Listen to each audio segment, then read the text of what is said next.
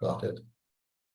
Good evening, everyone. Hope you can see me very clearly. My name is Joseph Patterson. I'm the president of UIC Jamaica. And today we're going to be talking with Fred CORBIN from Barbados. Fred is a social, what do you call it, Fred? You're what's your title? Well, you could say social justice advocate or enemy of the state, whatever you want. I will stick with the euphemistic one. So you will be described as a Caribbean social justice advocate, eh? Okay. And some might call you an activist. I know that you work very hard to bring important information, critical information, life-saving information, sovereignty, rescuing information to the people of the Caribbean and of the world if they want to listen. So tonight we're going to have a pretty deep dive discussion for about 45 minutes where you walk us through what's really happening and where we are. But before we do that, do a quick intro of yourself and just tell us briefly who you are in 1 minute.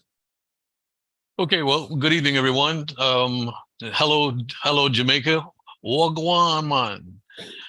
So at the end of the day, we're looking at someone who has come from a background of motorsport, race car engineering, aviation, and basic jack of all trades, master of all.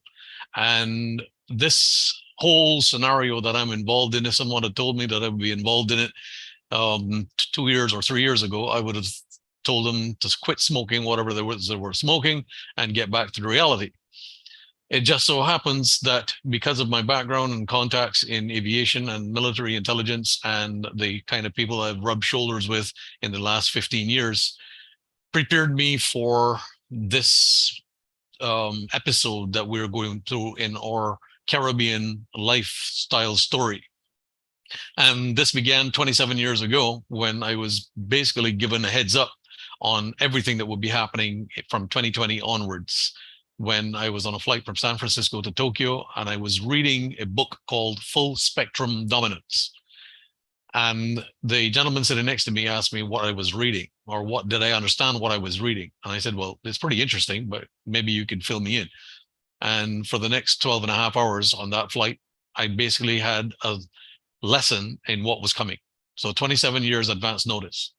And it prepared me for what we're doing today. And then in 2019, when it all started to come together, I realized that I had been working tirelessly on a program that would have prepared the Caribbean region in advance for such an eventuality. And that was the 10-year program that I embarked on in 2004, 2005, the Free Winds Caribbean Food Security and Regional Development Initiative, which laid out infrastructure and development and finance and the entire coming together of the Caribbean region as one region under a single common denominator and a single currency gold-backed standard. And that preparation is still on the books, still ready to go, and will be hopefully put in place in the very near future, God willing. But that's where we stand today. So right now I'm just doing social activists because I have the background and the inside information on a tremendous amount of contacts in the intelligence agencies, as well as the ongoing study of nuclear, biological, and chemical weapons, and all of the study of the aerospace and the modality of how the mechanisms are being used around the world to facilitate the whole cabal trying to get their side of everything to work together against us. Well, they didn't know there was a white boy in Barbados named Fred CORBIN. They do now. Okay, you use the word cabal. What does that mean?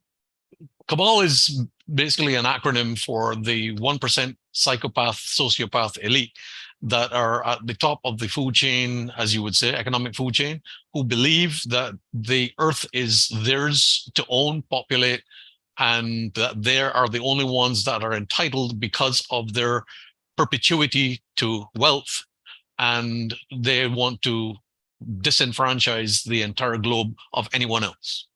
So maybe it's a bunch of rich people who think that now that they have acquired a lot of wealth, what else do? They've competed very well, they've amassed wealth, or they've gotten it by intergenerational wealth, and they think, what else can we do? why don't we try to manipulate the world and control the world? And why don't we just become the master of all these little people who don't really know anything? And we know what's best for them. Let's organize them in a way that we think is best. Like you would have heard of cattle or goats or sheep or whatever. Is that the kind of idea? That is correct. That is correct. Just like that. Okay. So let me ask you a question. What's the current narrative right now around this whole, pandemic issue that we just suffered, 2 years ago, over the last several years now, we've had remnants of it still. But in 2020, 2021, we had some serious challenges. What's the current narrative? Where are we in that story today? Well, one of the things that we must remember is if we take a step back in history, and I'm going to share a graphic with you here. Just let me go to my I'm going to go to my desktop, and I'm going to open a graphic for you so that everybody can have an idea of what we're talking about. So what we have here is, let's go back to full screen. And I'm going to, we're not seeing it on our side yet. So right, I'm going to share my screen now. Okay. And if we go back to take a little step back in history, so everyone can see that. So let's pay attention to this. Every election year has a disease. SARS was in 2004, avian flu was 2008, swine flu was 2010, MERS was 2012, Ebola was 2014, Zika was 2016, Ebola again in 2018, Corona in 2020, and now it's the so-called Marburg Sirius 8.2 or whatever it is that they want to put. At the end of the day, the whole COVID narrative or the whole fear-mongering is all linked to the narrative that this is an election year, so we need to scare the population into voting for us. That's the bottom line. Stick a pin. So what you've just showed us is the election cycle in the US. And so, and of course, the US leads the world. Whatever they can, accomplish in the US, they normally can spread that out to the rest of the world. So you're saying there's a cyclical plan we can watch. So in the next election, which is 2024, we should expect something to emerge, which would then be used to control the populace to move in a particular direction. That is correct. Okay, continue. So I'm going to stop sharing that for the minute, and we have a little bit of discussion on that, because what is actually happening is that you see the preparation by the United States government in pushing different narratives across the Caribbean region. And in the most important narrative that is being pushed in the Caribbean region right now is there are three narratives working in cohort with each other. You have the narrative that violent crime is a public health emergency. And this is being fomented by by PSYOP operations being carried out by the United States Army Unconventional Warfare.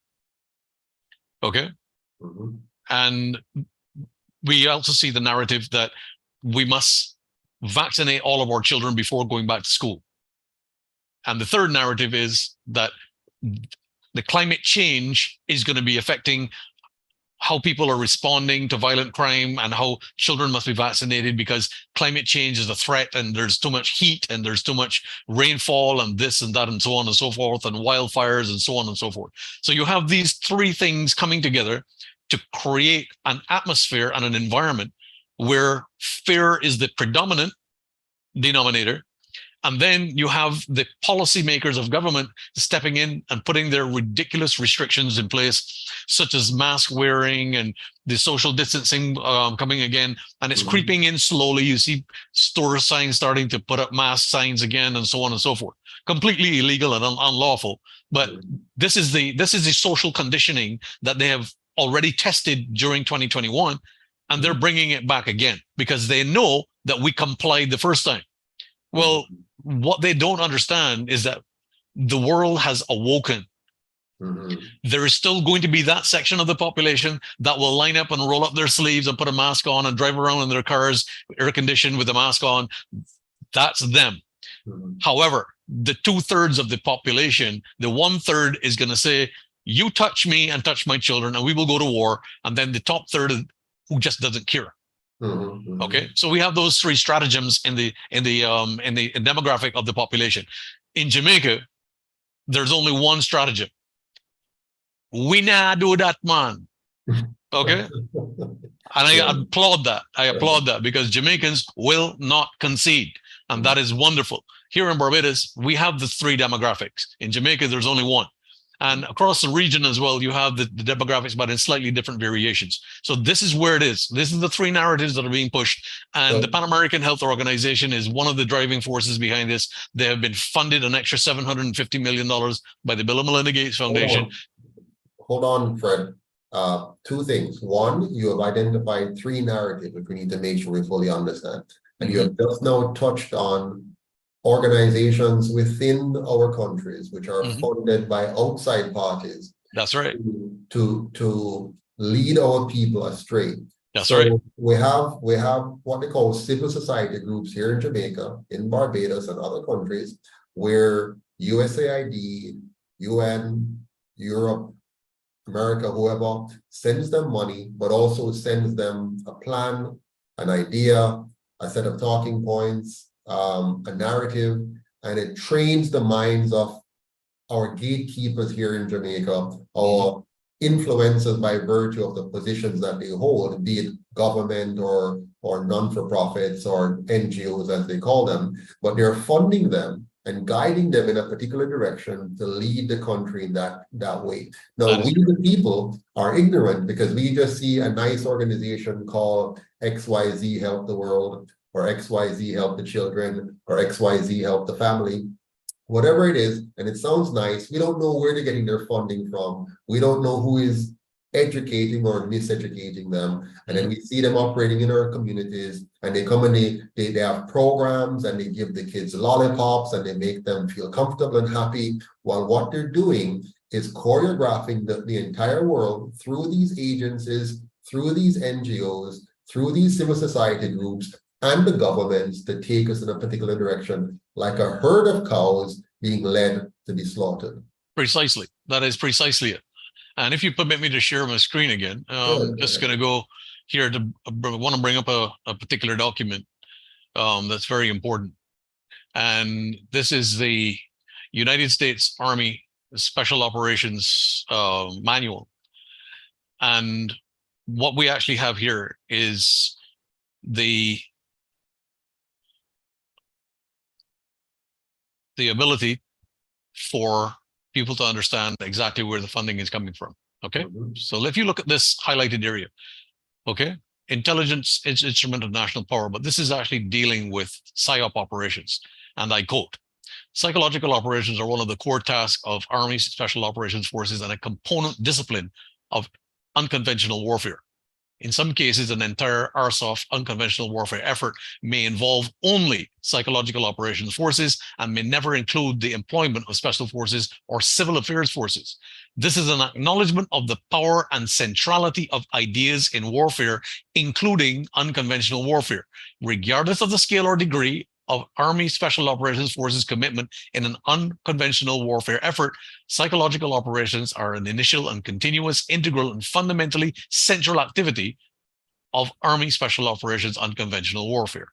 Now, why am I speaking about this at this particular point in time? When you look at the narrative of violent crime being a public health emergency, you're seeing across the Caribbean region simultaneously the implementation of gun crime and attacks randomly. Okay, it may seem random, but there is a system. If you understand irregular warfare, which I do because I've been trained in certain areas of that, and you understand the patterns that keep repeating themselves, the United States State Department is fomenting irregular warfare in the Caribbean region to support a narrative. And what is that narrative?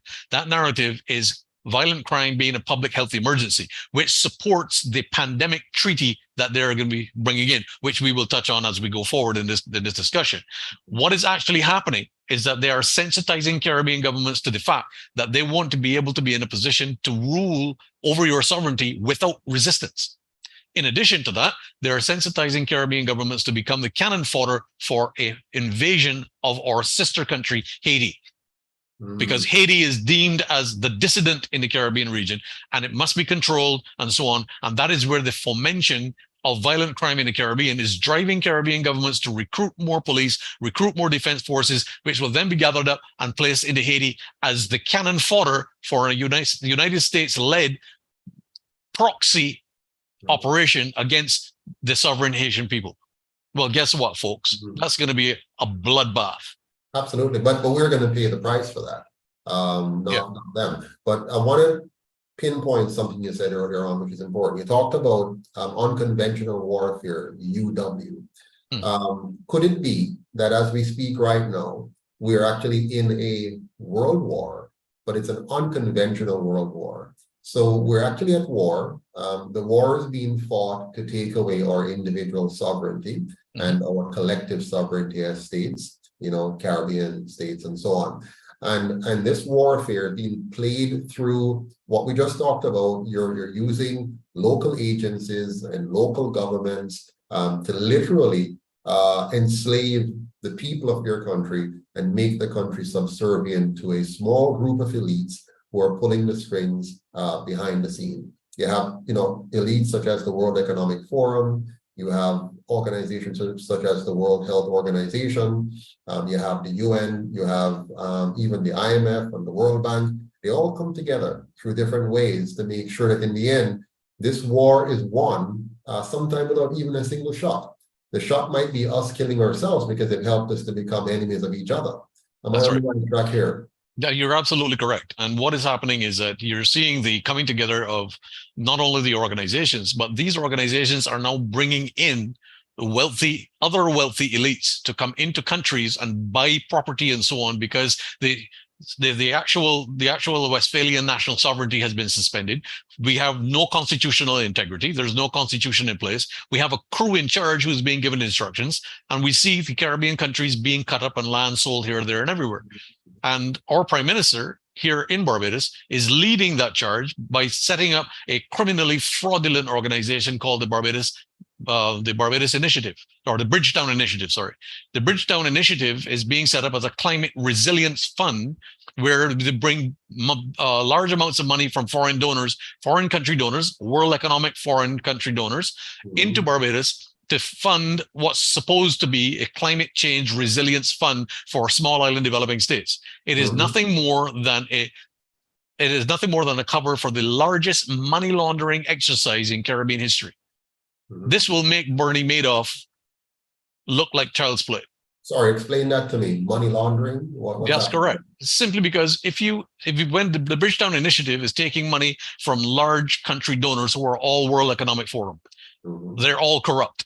She can't get money from Russia or other countries or anything. Not even China is buying this. Okay, they're going to France. They're going to all the European countries that are fully on board with the World Economic Forum. She's going to Canada. Canada is a big player in this. Okay, and they were putting, 500 million, 600 million, whatever it is, into this Bridgetown Initiative. This is nothing more than those countries laundering as much money as they can through the Bridgetown Initiative, which will then only a pittance will be used for small island developing states if they require. And technically, it becomes the central bank of the Caribbean, controlled by the Prime Minister of Barbados for a fee. So that's what it is. Whose money is this? Whose money is coming? This is anybody who wants to contribute to it. But then what's the fund used for? The funds are supposedly going to be used for climate change resilience. Nothing could be further from the truth. The money is going to be laundered and translated into other areas where it can be hidden away or translated into cryptocurrency. Well, it's like the British Virgin Island or one of the Cayman Islands, which was used before by the wealthy Brits and other Europeans to hide their funds away from their own jurisdiction taxation and become even wealthier outside of that. So basically the common man in Britain, for example, or in any other country, they will pay the bulk of the taxes, while the very rich have these new schemes by which they can push their funds outside of the tax system and have a country like Barbados serve as a tax haven for them. Precisely. Okay. Precisely. And it's all going to fall under the sustainable development goals of the United Nations. Right. Exactly. Okay. In the meantime, they will also be making sure that they tell us in the Caribbean and other countries what we cannot do While they did this before to build their economies, we cannot do it because we want to protect the environment. So the way you protect the environment is to become more dependent on your foreign masters. Exactly. Wow. It is neo-colonialism All 2.0. over again. Yeah, All over 2.0. again. Yeah. In a more and in this particular era, it's going to be more effective because they will have the technology to be more in charge of and on top of the people they're trying to control, right down to the baby that is born. As soon as he comes into existence, they have a full system that will be able to track him or her right through life, make sure you're doing the right thing in terms of the education to control the mind, make sure you're doing the right thing in terms of the medication to control, again, mind and body, and make sure you're controlling the economic engagement of that child as he grows up, and then make sure you control the fact that he cannot challenge the system. And so he remains a part of that wheel that runs continuously to enrich a few at the expense of the many. That's the system. All right. Let me ask you another question here. Why was the medical establishment led to believe that the Omicron variant was a lethal pathogen? What was the rationale behind that? Well, the rationale behind that, in order to be able to extend the life of the pandemic, keep it rolling for as long as possible to make sure that they could put as much infrastructure in place behind the scenes and keep the fear mongering going with variant after variant after variant after variant.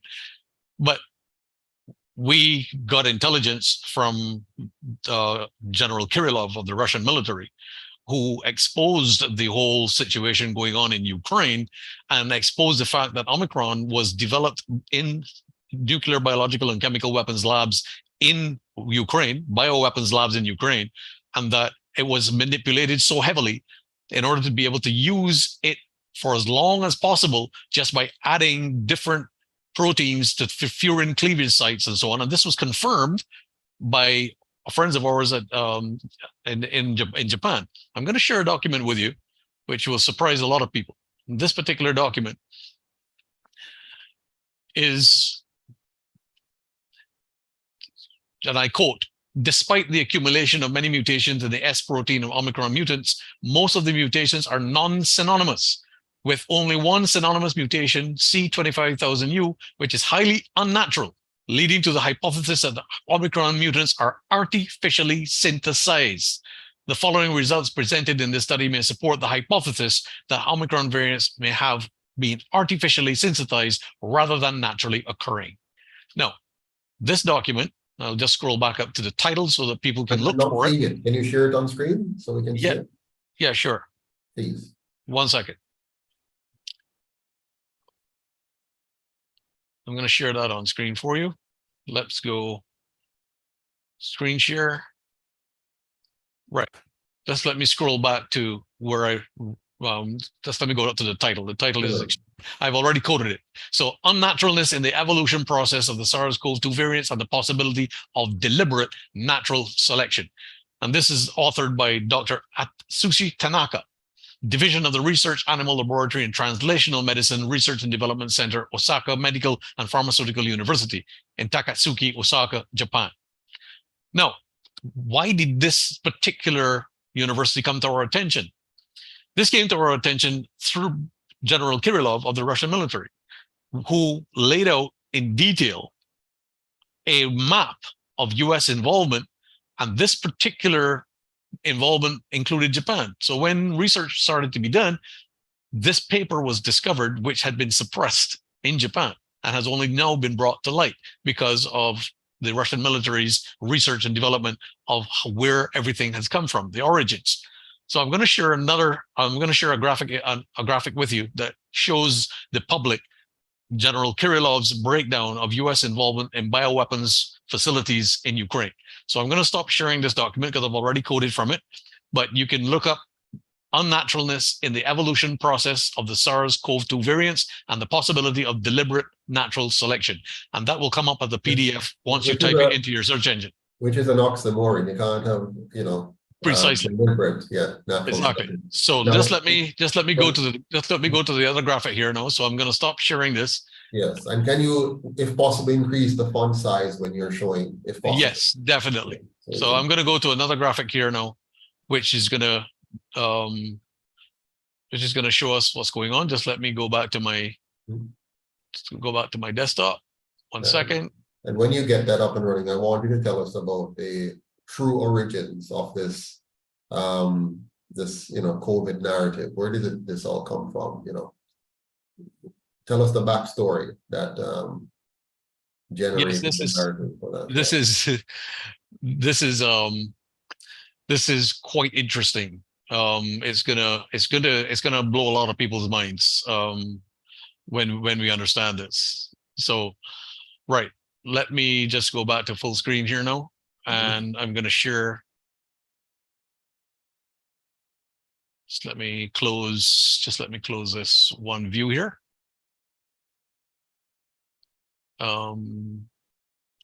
Exit full screen. I need to just open this particular document here, right? Okay, good. Now we can go to full screen. Share screen, right? There we go. Can you see that? Yes, clearly. Now this is the graphic that explains General Kirillov's coordination of the biological laboratories and research institutes in Ukraine with US involvement. And you have over here on the left side all of the usual suspects: Central Intelligence Agency, US Department of Agriculture, you have USAID, CDC, Ministry of Agriculture, the United States Department, the United States Air Force, Defense Advanced Research Projects Agency. Then you have the presidents and the people who are involved together: President Obama, President Biden, Hillary Clinton, and George Soros. These are the architects of the progression of the origins of the entire COVID-19 fiasco that has affected us and is still affecting us, that ushered in the gene therapy depopulation agenda that was cooked up by Bill Gates. No, stop there for a second. I just want to pinpoint something here. This depopulation agenda, was that developed previous years around the idea that the world was having too many people, and one way of us making sure that we can survive as a species is to make sure we're not overpopulating the world, which also would have influenced the China policy, the one-child policy in China? That is correct. And in 1994, at the United Nations conference in Cairo, Egypt, this was agreed to by 184 nations. 184 nations agreed to the need for depopulation of the planet. That is correct. That is correct. Today, China is now suffering from an aging population and a number of other fallouts, including economic challenges, because of that one-child policy that they forced on their people, taking away their rights and freedoms. They're now suffering the consequences of that. So we have to be careful what we listen to from these very smart people. Exactly.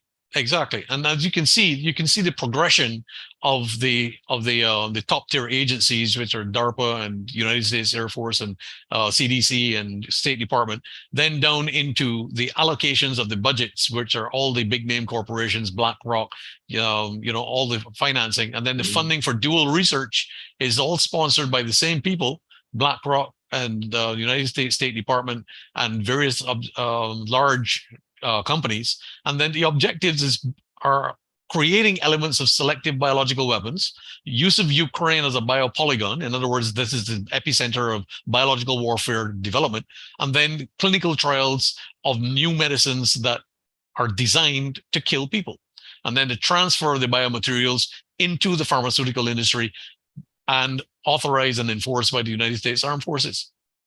And then the profits go straight back to the people at the top, and the cycle is repeated.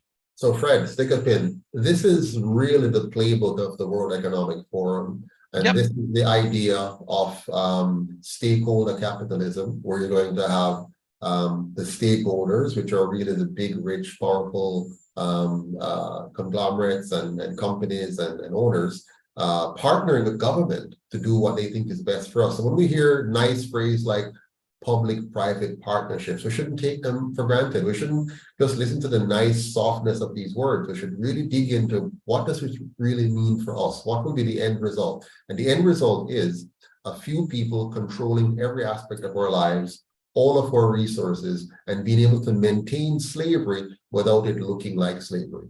Precisely. That is precisely it. So as we move on, one of the core competencies that we have to realize that we have as people, as sovereign nationals of our nation, the core competency that we have is that we have the collective of being able to declare our sovereignty and say, no, this is not happening. We can stand fast on our sovereignty. We can stand fast as Jamaicans. We can stand fast as Barbadians. We can stand fast as Caribbean sovereign nationals in each of our sovereign territories and say, this is not happening here. Absolutely. Now, the funny thing is, Fred, you're a white guy saying all of this. We see what's happening in Africa right now, the coup, and we know the history behind white guys and black guys. But the bottom line is this: every single human on the planet is at stake. That's correct. Whether you're black, white, Chinese, Indian, or any other combination thereof, you are at risk. This war is us, the people who want our freedom, and those who want to take it away from us. Those are the two groups. It's not about black and white anymore per se. It is those who want to take away your freedom and those of us who want to preserve, retain, and fully establish our freedom. Which leads me to my next question. Has the war in Ukraine dealt a definitive blow to the Western hegemony and their medical tyranny ideas? What would you say to that?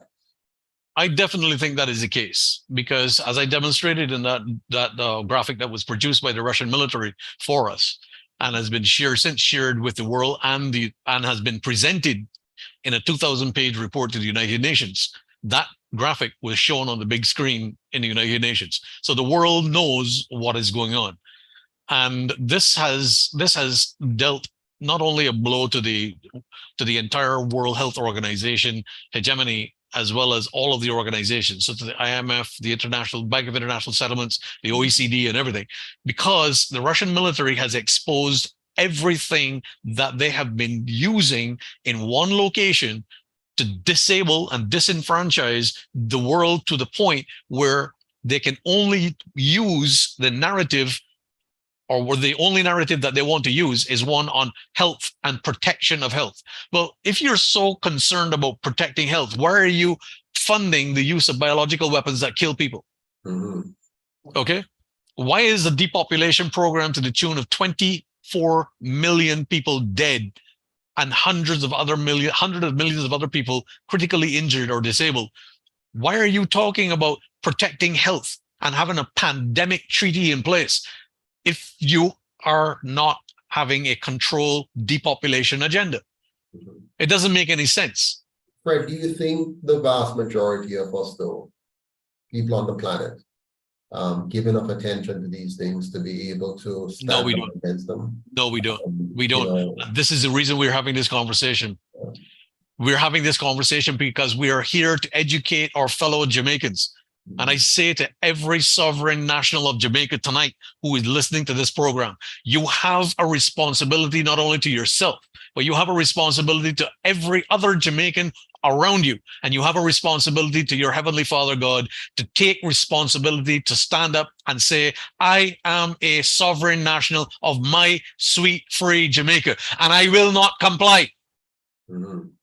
Well, we, on September 22nd, in 2021, I led a group of people, roughly about 500 of us, went downtown Kingston. Mm-hmm. We tried to march from Parade to the Parliament building. I was watching you.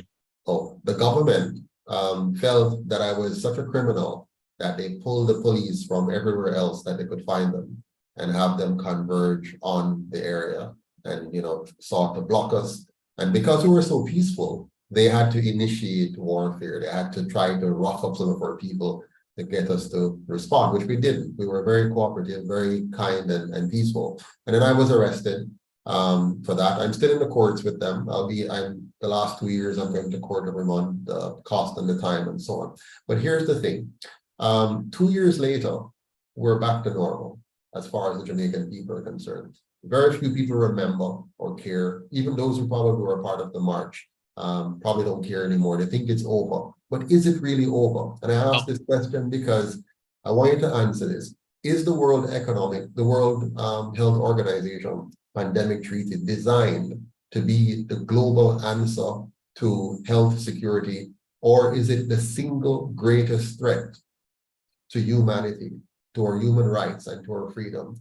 I think you agree with me that it is the single greatest threat to our freedom and our human rights. Please explain that some more for our audience. Let me put it this way to all Jamaicans listening to this program and all Caribbean nationals who are listening to this program. We are facing extinction. We are facing annihilation. We are facing the reality that we will cease to exist as a species by 2030. And the reason I say that is this, is that we have demonic individuals such as Yuval Harari, who is one of the advisors to the World Economic Forum, who has clearly said that humans will no longer be needed, and that anyone who challenges the sovereignty of the World Health Organization or the World Economic Forum will be annihilated. This man has declared war on the world. He has virtually said, I am declaring war on humanity. Well, guess what? Two can play at that game, because he's only one little very afraid, narrow-minded individual who is working for very afraid, immature, insecure sociopaths and psychopaths who number less than 300. We're 8 billion. What we have to understand is that the reactions of a dying beast, the rigor mortis of the system, is creating these scenarios. But we must always be vigilant, because as you well know, you can bring a shark ashore and you can touch it 3 hours later and it will bite you. Okay? One of the most important things to understand, just because you see something falling apart does not mean that it is falling apart exactly as you think it is. Things may be falling apart, but they may be falling into place that create the complacency by which we can be annihilated. We must be vigilant, and we must take issue, and we must take action by standing up as sovereign nationals and declaring our sovereignty, that no one can infringe or impel or compel us to do anything. And we must declare in writing and in video, whatever media platform we can. And we must declare directly to the World Health Organization, we reject everything you are putting in place. Get out of our nation, get out of our region, don't ever return, and we reject anything you will place on any one of our brothers and sisters in any other country. Bottom line. Which means, Fred, we have to reject the local politicians who are— That's correct. That is correct. Any politician who is party to this kind of thing, who is willing to play nice, who is willing to play it safe, who is willing to get elected and then guide us along, participating in these treaties and being a part of these agreements, aligning our school system, aligning our police force, aligning our medical system, aligning our economic model, aligning our financial systems, aligning our currency. Any politician who is leading our country to align ourselves with this kind of plan are politicians that must be fully and unequivocally rejected. Absolutely. Absolutely. And the way that we do that is that we declare our sovereignty. Every single one of us as sovereign nationals, we declare our sovereignty. We don't have to seek permission to declare our sovereignty. We are sovereign. We were born, we were created sovereign, and we are going to declare our sovereignty. We're going to take our countries back, and we're going to tell the politicians and the establishment in our own countries, you are no longer required. Yeah, and what they do, Fred, is they do basic things that work. For example, we have a school system in Jamaica and around the world where it's called a public school system, where the government runs it for the most part, they control it.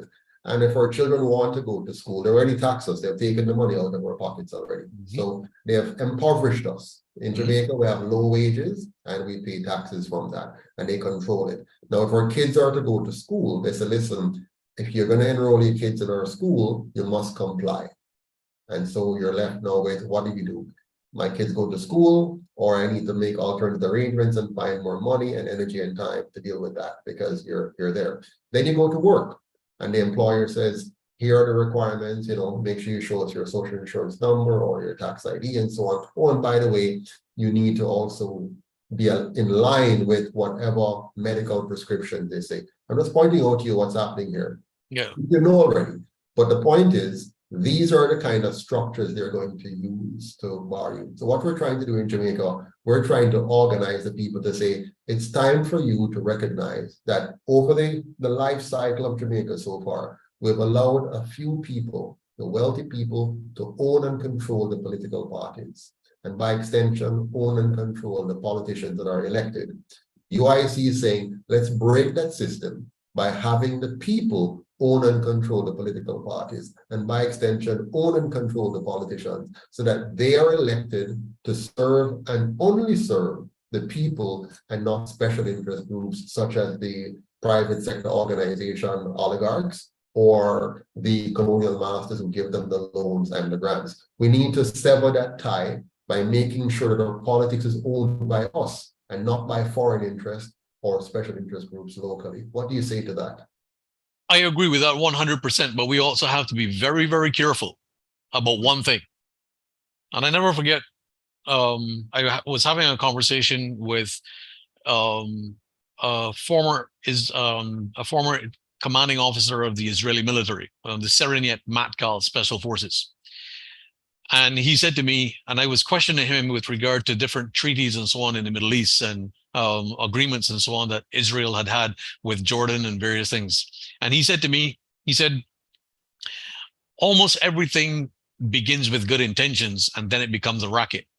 He said, and treaties and agreements are like flowers and young girls. They last while they last. Okay? It is extremely important that if we are going to break the system, that we have very clear, defined ways, means, and concrete ways of strategically empowering the people so that we don't become a racket. Because if you start out with good intentions and then it becomes a racket, you fall into the same political trap that every other political party has done. There must be a strategic plan in place that keeps that fine line of integrity. And if you look at the history of Singapore with Lee Kuan Yew, where he put a policy in place called MPH, which is the modality of being able to put things in place as efficiently as possible, the practicality of things working as best as possible. It's not about who has the most years in a political party and who should be elected because he's been there the longest. You find somebody who does the job better than anyone else. And then the H is honesty. You do not target the small man in the street.